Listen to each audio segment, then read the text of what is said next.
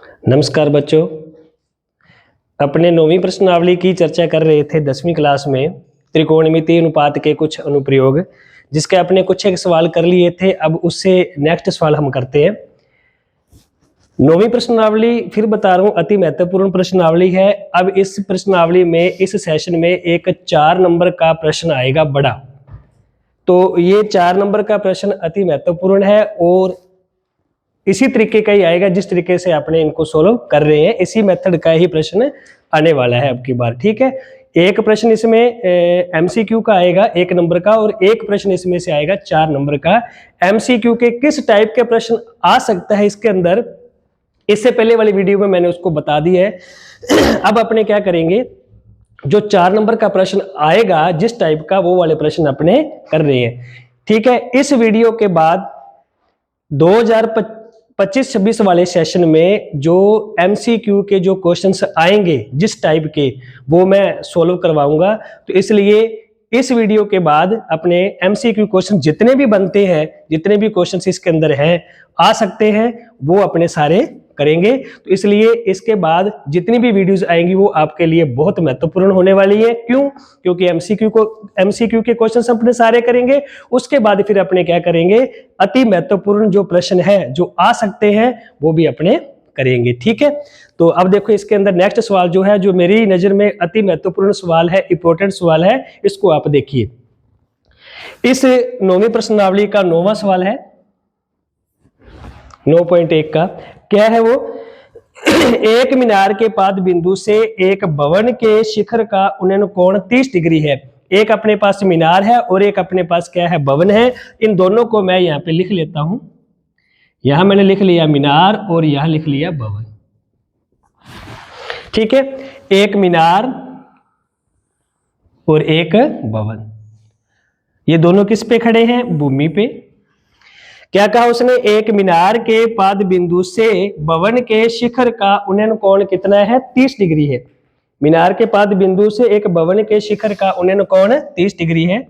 मीनार के पाद बिंदु से भवन के शिखर का उन्नयन कोण कितना है? 30 डिग्री। और भवन के पाद बिंदु से मीनार के शिखर का उन्नयन कोण कितना है? 60 डिग्री है। बिल्कुल सिंपल है। भवन के पाद, मीनार के पाद बिंदु से भवन के शिखर का उन्नयन कोण 30 डिग्री और भवन के पाद बिंदु से मीनार के शिखर का उन्नयन कोण कितना है? 60 डिग्री है।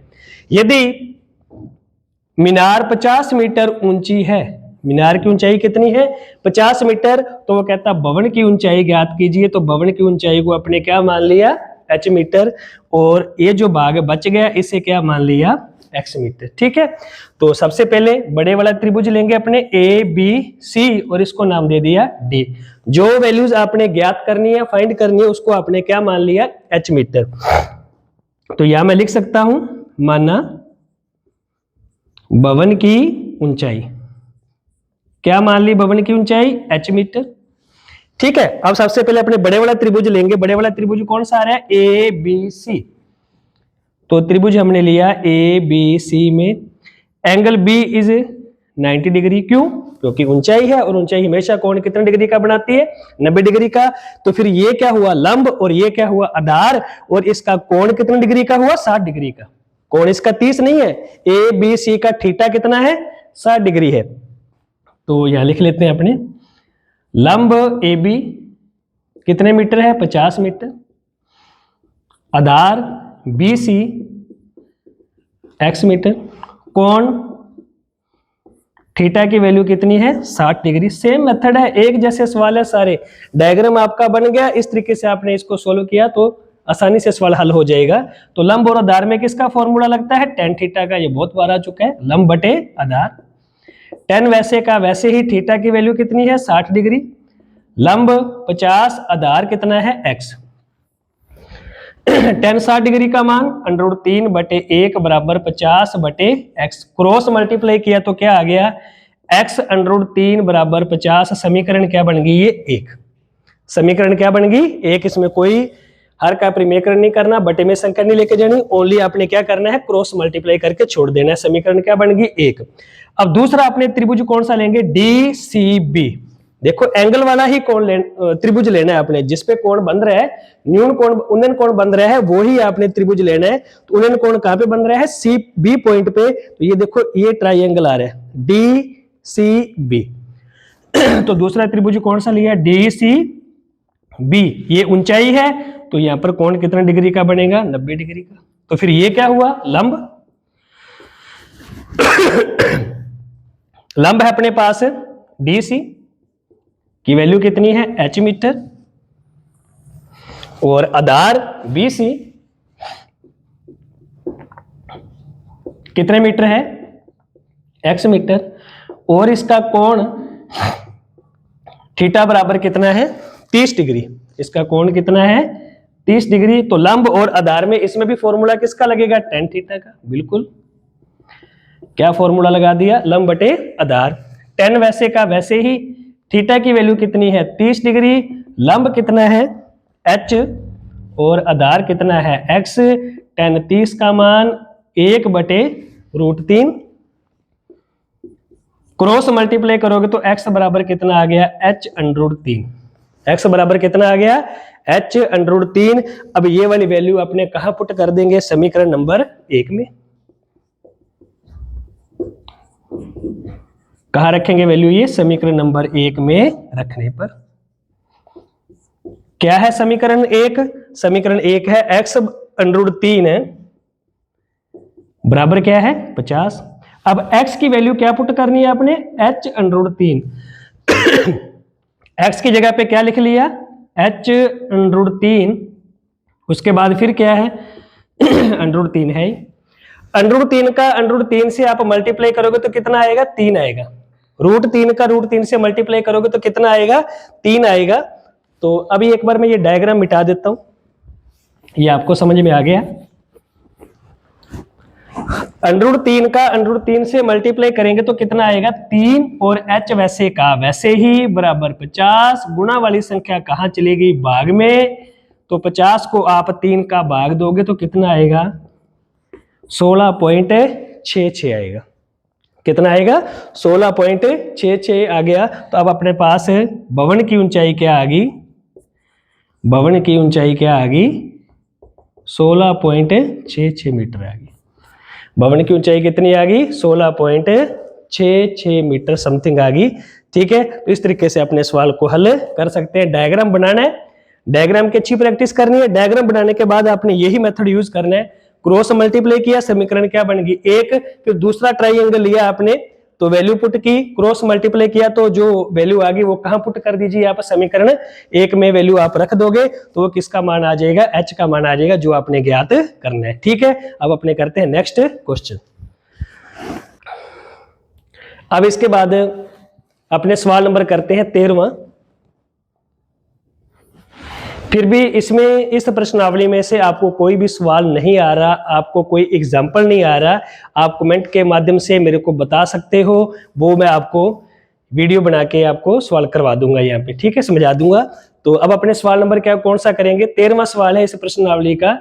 क्या है इस प्रश्नावली में? 13वें सवाल में देखो समुद्र तल से 75 मीटर ऊंची लाइट हाउस के शिखर से देखने पर, एक समुद्र से लाइट हाउस की ऊंचाई कितनी है? 75 मीटर। मैंने आपको बताया था ऊंचाई की बात कर रहा है तो वो समकोण त्रिभुज का क्या होगा? लंब होगा।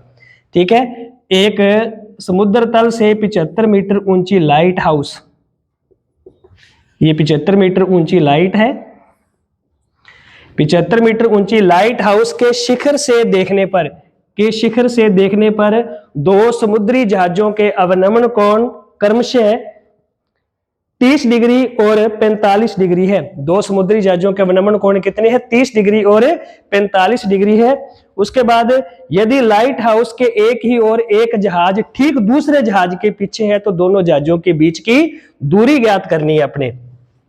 लाइट हाउस की ऊंचाई कितनी है? 75 मीटर।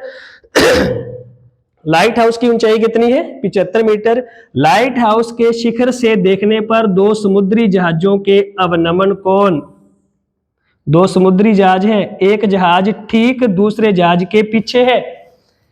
ठीक है, ये वाला जहाज दूसरे जहाज के क्या है? पीछे है। ये लाइट हाउस के एक ही ओर है, दोनों जहाज लाइट हाउस की ओर आ रहे हैं। के शिखर से देखने पर दोनों समुद्री जहाजों के अवनमन कोण, अवनमन कोण है तो ये कौन सी रेखा हुई, क्षैतिज रेखा। अवनमन कोण 30 डिग्री और 45 डिग्री है, तो एक कोण 30 डिग्री का और दूसरा कोण 45 का। हमें पता है जो ज्यादा दूर है वो कोण क्या होगा, कम, जो पास में है कोण क्या होगा, ज्यादा होगा। तो देखो ये वाला कोण कितने डिग्री का होगा, 30 डिग्री का।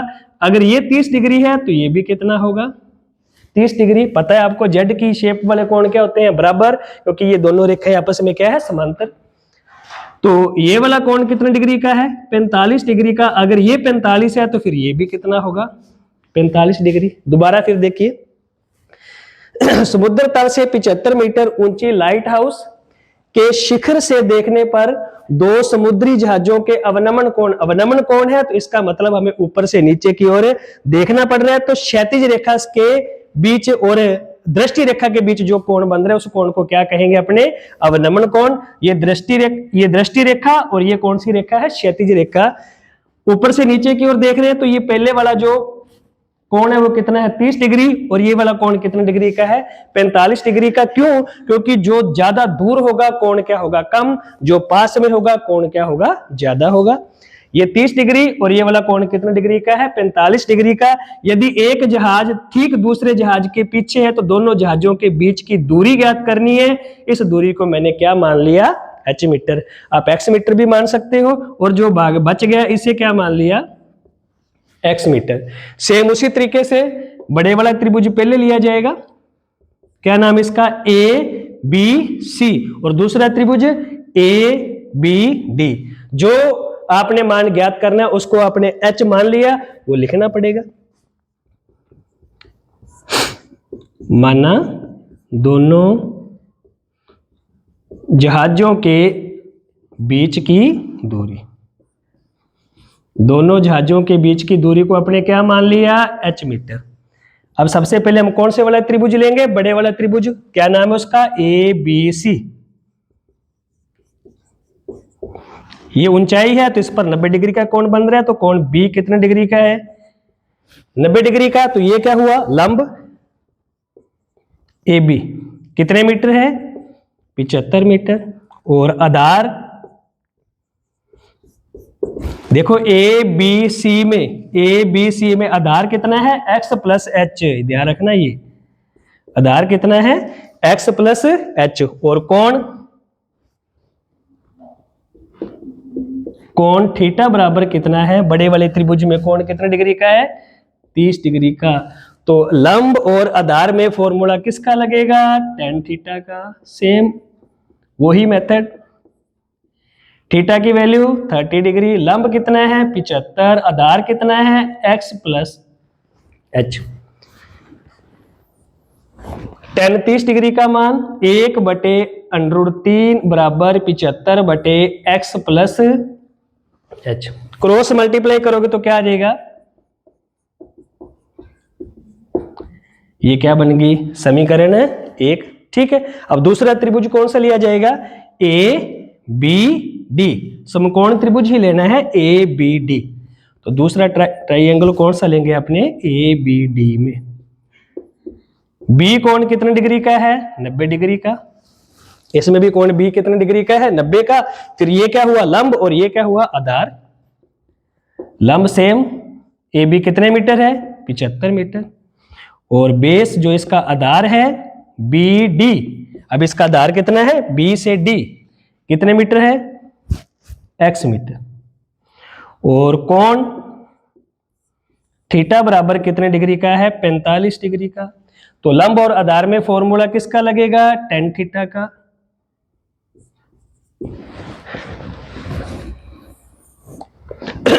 tan वैसे का वैसे ही, थीटा की वैल्यू 45 डिग्री, लंब की वैल्यू कितनी है 75, आधार की वैल्यू कितनी है x। tan 45 डिग्री का मान 1/1 अपनी मर्जी से मान लिया। क्रॉस मल्टीप्लाई करोगे तो x बराबर कितना आ गया, 75। x की वैल्यू कितनी आ गई, 75। अब x बराबर 75 हम कहां रख देंगे, समीकरण 1 में।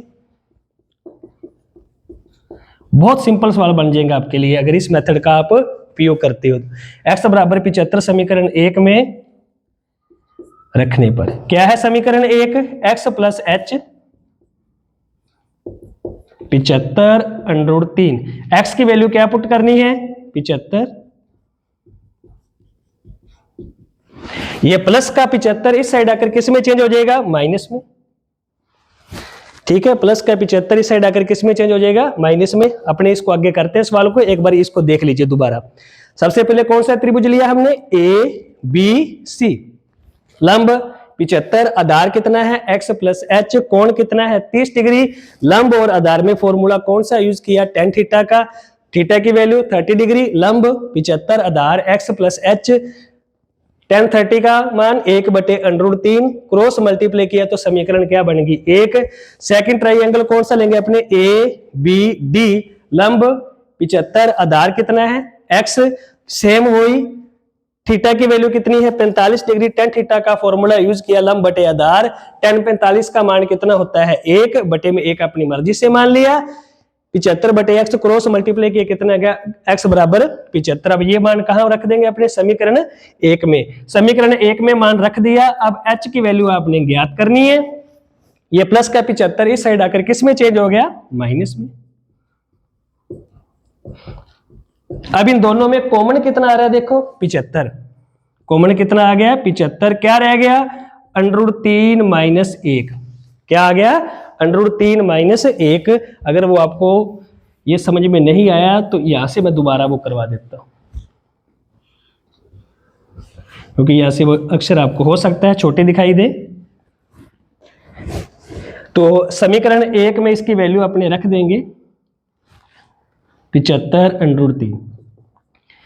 75 प्लस h बराबर, ये प्लस का 75 इस साइड आकर किस में चेंज हो गया? माइनस में। दोनों में कॉमन कितना आ गया? √3 माइनस 1। क्या बच गया?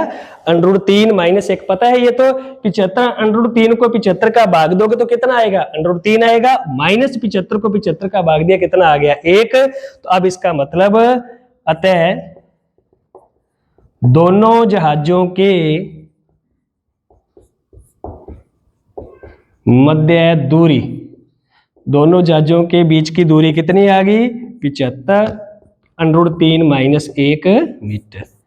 ठीक है, तो ये सवाल अपने सोल्व कर लिया। तो इसी तरीके का, इसी मेथड का आपने उपयोग करना है, इसी को ही आपने अपनाना है, इस फॉर्मूले को ही।